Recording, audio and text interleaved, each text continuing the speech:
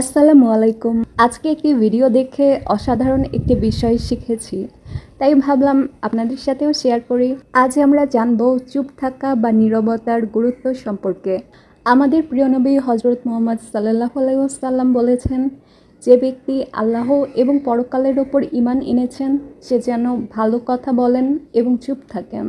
সহিহ বুখারী। আচ্ছা, কখনো কি ভেবে দেখেছেন কেন নীরবতাকে এত গুরুত্ব দেওয়া হয়েছে? কারণ যখন আপনি চুপ থাকেন তখন আপনি আপনার রাগ, অহংকার এবং নিজের নফসকে নিয়ন্ত্রণে রাখতে পারেন। কিন্তু যখন তর্কে জড়ান তখন শয়তান সুযোগ পায় আপনাকে ভুল পথে নিয়ে যাওয়ার।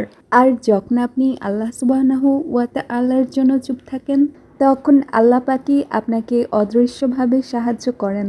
মনে রাখবেন, চুপ থাকা মানে দুর্বলতা নয়, বরং এটি নিজের সীমাবদ্ধতাকে মেনে নেওয়া এবং আল্লাহ পাকের অসীম ক্ষমতার ওপর পূর্ণ ভরসা রাখা।